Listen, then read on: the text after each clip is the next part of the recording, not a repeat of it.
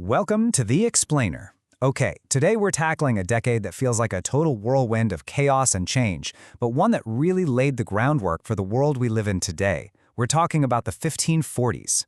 So picture this. We're in England, and you've got a king who is just cycling through wives. In 1540 alone, Henry VIII marries Anne of Cleves, annuls it 6 months later, executes the guy who arranged it, and then, get this, marries his fifth wife, Catherine Howard, on the very same day as the execution. You just can't make this stuff up. At the exact same time, on the other side of the world, explorers are literally stepping into lands no European has ever laid eyes on before. So in 1542, a Spanish explorer, Juan Rodriguez Cabrillo, sails into what's now San Diego Bay. He's the first European to ever see the land we now call California. And while all this is happening, empires clashing, new oceans being charted, there's this quiet revolution happening in a study somewhere. A new theory gets published in 1543 that is about to, and I mean literally, move the Earth from the center of the universe. So how does all this connect? A king's messy love life, brand new coastlines, a whole new map of the cosmos? What was going on in the 1540s, and why does it still matter so much? Okay, let's dive in and figure this out. All right, to get a handle on all this chaos, here's how we're going to break it down. We'll look at this world on fire, the religious splits tearing Europe apart, the massive empires constantly at war, and of course, the incredible discoveries that were redrawing the map of everything. Then we'll tie it all together and see what legacy the 1540s left behind. So yeah, the 1540s, you can really think of it as a crucible. It was this period of just intense pressure and conflict, where the foundations of our modern world were literally being forged in fire. All right, so first up, let's talk about the crisis of faith that was gripping Europe. Now, the Protestant Reformation had been going on for a bit, right? But the 1540s, this is when the battle lines really started to harden. We're talking permanent divisions. And what's so fascinating when you look at this timeline is how you can see both sides digging in, escalating things at the exact same time. So in 1540, the Pope gives the official okay to the Jesuits, this new, super-disciplined Catholic order, basically designed to fight back against the Reformation. Then, just a year later, you have John Calvin setting up his model Protestant society in Geneva. It's like an arms race of ideas and institutions, and it all finally boils over into actual war in 1546. This wasn't just some theological debate anymore. The split was now a massive, open wound across Europe.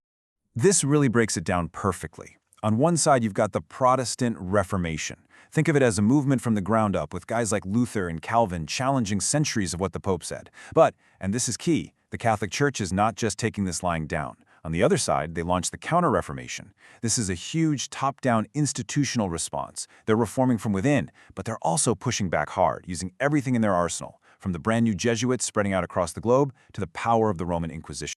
Okay, so this massive religious split, it wasn't happening in a vacuum, right? It was basically like pouring gasoline on a fire that was already raging. The constant, absolutely brutal power struggles between the world's great empires. And, the conflict was everywhere. It was truly global. You've got the Ottoman Empire under Suleiman the Magnificent pushing deep into Central Europe. You have Henry VIII waging this vicious war on Scotland. They called it the rough wooing, which is quite the understatement, trying to force a marriage for his son. And then you jump halfway across the planet to India, and you've got the Battle of Kannauj in 1540, where the Mughal emperor gets kicked out, completely shaking up the balance of power there. It's just chaos everywhere. It really was a decade where, as the saying goes, peace was just the time everyone spent reloading. Alliances were constantly shifting. You'd have big players like France and the Holy Roman Empire sign a peace treaty in 44, but did the fighting stop? Nope. The war between France and England just kept right on going. It's the perfect example of the point here. Any peace was just a temporary pause before the next fight broke out somewhere else. But here's the wild part. In the middle of all this war and religious strife, the 1540s was also this absolutely astonishing age of discovery. Humanity was pushing the boundaries of the known world in two completely different, but equally important ways. So first, there's the physical exploration. I want you to just try and picture a European map from, say, 1539. What did it look like? Well, the entire Pacific coast of North America? It's just a blank space. The massive Amazon basin? A total mystery. The real shape of Japan? Anyone's guess. These weren't just blank spots on a map. They were like whole other worlds waiting to be found. And that map was being filled in real time, year by year. Look at this. In 1540, you've got Coronado trekking through the American Southwest, hunting for those mythical cities of gold. The very next year, De Soto stumbles upon the Mississippi River, the first European to even write about it. And at the same time, all the way across the globe, some Portuguese traders get blown off course and accidentally land in Japan, bringing firearms with them and changing Japanese history forever. The world was literally getting bigger and more connected every single year. But the biggest discoveries, the most mind-bending ones, weren't even happening on Earth. In 1543, this guy, Nicholas Copernicus, finally publishes his life's work, and it proposes this idea, the heliocentric theory. Now, it is really hard to overstate how huge this was. For more than 1,400 years, everything in Western thought was built on one simple idea. We, humanity, are at the physical center of God's creation. Copernicus didn't just move the Earth on a chart, he challenged our entire place in the cosmos. And here's where it gets absolutely incredible.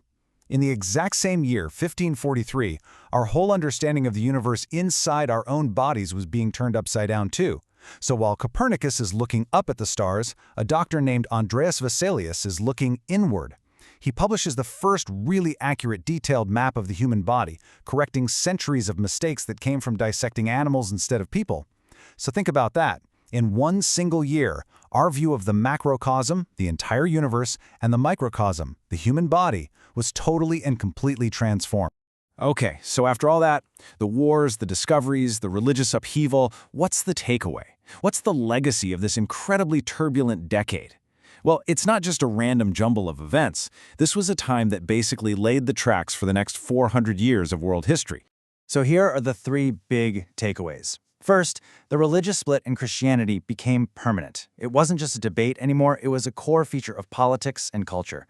Second, warfare went global. These weren't just European squabbles, they were spilling out across the entire planet. And third, a completely new worldview was born. All these discoveries in geography and science started to replace centuries-old beliefs about, well, everything. And the crucial thing to get is that these three things weren't separate. They all fed into each other, creating a world that was way more complex and, frankly, way more conflicted. So it really leaves you with a huge question, doesn't it?